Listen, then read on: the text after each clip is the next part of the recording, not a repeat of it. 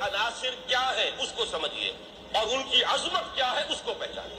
پہلی بات، میں نے حضرت علی مرتضیٰ کے نام کے ساتھ رضی اللہ تعالی عنہ ایک لفظ کا اضافہ کیا، مسیل عیسیٰ۔ ان میں حضرت عیسیٰ کی سی ایک کیفیت پائی جاتی ہے، مثال ہے وہ حضرت عیسیٰ کی۔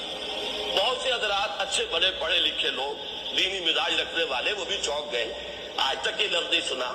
یہ تو ان کے غالی عقیدت مندوں نے بھی کبھی آج تک استعمال نہیں کیا، یہ تم کہاں سے لفظ لے آئے؟ تو اسی لیے میں نے آج سب سے پہلے حدیث ایک پڑھی ہے۔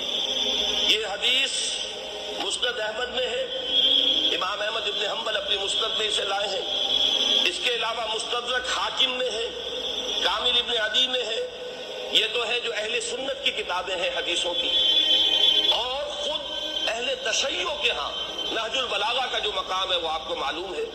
حضرت علی رضی اللہ تعالیٰ عنہ کے خطبات، آپ کے خطوط، آپ کے فرامین، آپ کی دعائیں یہ جمع کی گئی ہیں۔ اس میں یہ کہ کوئی شخص سمجھتا ہے کہ وہ مستند ہے، کوئی سمجھتا ہے کہ نہیں، اس کو چھوڑ دیجیے۔ اہل تشیع کے ہاں اس کا مقام ہے، بہت بلند مقام ہے نہج البلاغہ کا۔ تو نہج البلاغہ میں بھی حضرت علی رضی اللہ تعالیٰ عنہ کا یہ قول موجود ہے۔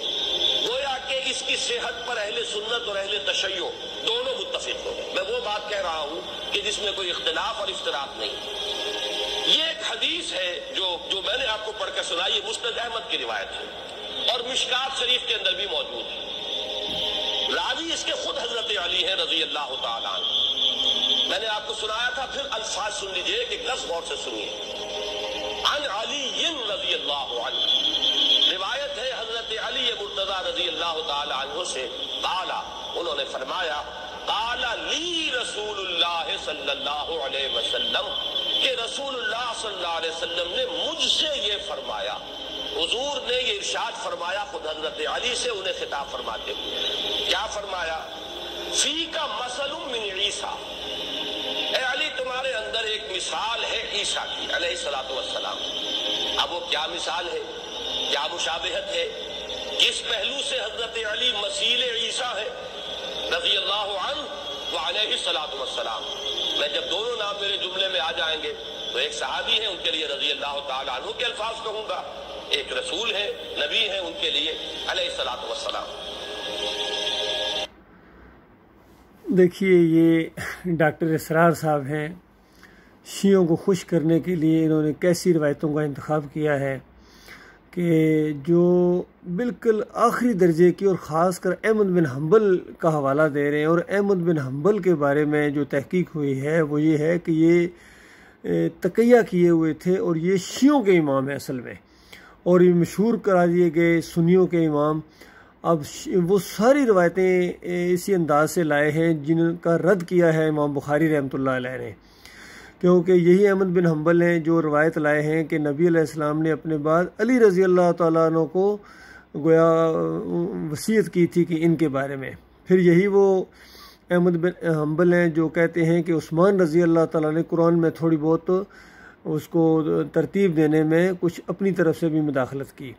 یہی وہ احمد ابن حنبل ہیں جو معاویہ رضی اللہ تعالیٰ کے اوپر شراب پینے کا الزام لگاتے ہیں کہ ایک مرتبہ انہوں نے بھی شراب پی، یعنی نبی علیہ السلام کی وفات کے بعد۔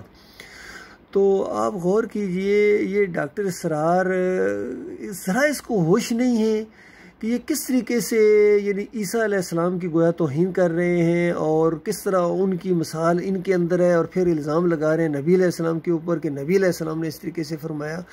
اتنی بڑی بات ہوتی تو یہ بخاری جو رحمۃ اللہ علیہ جو سب سے بڑی حدیثوں کی کتاب ہے اس کے اندر یہ کیوں نہیں آیا ہے، اور مسلم رحمۃ اللہ علیہ کیوں نہیں اس روایت کو لائے ہیں؟ یہ احمد بن حنبل ہی آپ کو ملی ہے۔ تو اصل میں احمد ابن حنبل جو ہے یہ خالص شیعوں کا امام ہے، اور اس کے عقیدے کے اندر بھی خرابی پائی جاتی ہے، جس کی نشاندہی کی ہے اس دور کے سب سے بڑے موحد عالم دین ڈاکٹر مسعود الدین عثمانی رحمۃ اللہ علیہ نے۔ انہوں نے اس کے اوپر بہت بڑی تحقیق کی ہے اور ثابت کیا ہے کہ احمد بن حنبل جو ہے یہ شیعوں کا گویا ایمان تھا، تقیہ کیے ہوئے سنی مشہور ہو گیا۔ اور اس کے بعد یہ عود روح فی القبر کا عقیدہ بھی، کہ جسم کے اندر دوبارہ روح واپس آ جاتی ہے دوسرے دن اس قبر کے اندر، یہ عقیدہ بھی احمد بن حنبل سے ثابت ہے۔ جو قرآن کے خلاف عقیدہ ہے، مشرکانہ عقیدہ ہے، شرک کی جڑ عقیدہ ہے، کیونکہ اللہ کی کتاب تو کہتی ہے کہ ثم انکم بعد ذالک المیتون ثم انکم یوم القیامت تبعثون، اس زندگی کے بعد تمہیں موت ہے اور پھر تم قیامت کے دن دوبارہ اٹھائے جاؤ گے۔ اور احمد بن حنبل کہتے ہیں کہ نہیں، ایمان لاؤ اس بات کے اوپر کہ دوسرے دن روح واپس آ جاتی ہے اس قبر کے اندر اور مردہ زندہ ہو جاتا ہے، سوال جواب ہوتے ہیں۔ تو یہ قبر پرستی کی بنیاد فراہم کی احمد بن حنبل نے، اور ڈاکٹر مسعود الدین عثمانی رحمۃ اللہ علیہ نے اس کے اوپر کفر کا فتویٰ لگایا کہ یہ کفر کا بانی ہے۔ اس امت کے اندر شرک کو رواج دینا، خاص کر قبر پرستی کا جو شرک ہے وہ احمد ابن حنبل کے ذریعے آیا ہے، جس کو آگے پھر مزید پھیلایا ہے ابن تیمیہ نے، ابن قیم نے، ابن حجر عسقلانی نے، اور سارے امام نووی ہوں، سب ان کے اندر یہ عقیدے کی خرابی آئی ہے۔ اور جتنے آج مسلک پائے جاتے ہیں، بریلوی ہوں، دیوبندی ہوں، اہل حدیث ہوں، سب کے عقیدے کے اندر یہ قبر پرستی کا شرک لازم ہے کہ مردے سنتے ہیں۔ سماع موتیٰ کا عقیدہ جو شرک کی جڑ ہے، ان تمام فرقوں کے رگوں کا خون ہے۔ یہ قبر پرستی آج جو عرس اور میلے ہو رہے ہیں اور مردوں کو قبر میں زندہ سمجھ کر کسی کو داتا، دستگیر، مشکل کشا، حاجت روا، غریب نواز، بندہ پرور اور نہ جانے کیا کیا قرار دے دیا گیا ہے، یہ اسی مشرکانہ عقیدے کی وجہ سے ہے۔ لیکن ڈاکٹر اسرار جو ہے وہ انہی کا وہ گیت گا رہے ہیں۔ اس کے علاوہ بھی ڈاکٹر عثمانی رحمۃ اللہ علیہ نے جن صوفیوں کے بارے میں، چاہے وہ عبدالقادر جیلانی ہوں، محی الدین چشتی ہوں، احمد سرندی ہوں، ان کے جو تصوف کے واقعات اور ان کے جو مشرکانہ عقیدے انہوں نے ثابت کیے ہیں، تو اس کے جواب میں ڈاکٹر اسرار نے انہی کا ساتھ دیا ہے۔ صوفیوں کے گیت گاتے رہے پوری عمر، انہی کے دفاع میں وحدت الوجود کے مشرکانہ عقیدے، اور یہ ساری چیزیں ڈاکٹر اسرار کے رگوں کا خون رہی ہیں۔ تو یہ بہت ہی بڑا واقعہ ہے، بہت ہی قابل افسوس واقعہ ہے کہ دیکھو پوری زندگی قرآن کی دعوت بھی دیتے رہے، قرآن میں سب سے یعنی زیادہ وقت بھی لگایا، اور بہت ہی زیادہ قرآن اکیڈمی اور فلاں، لیکن عقیدے کس طریقے سے مشرکانہ، یہ بہت بڑی بدبختی ہے ان کی۔ اللہ تعالیٰ ان کے فریب سے اپنی پناہ میں رکھے۔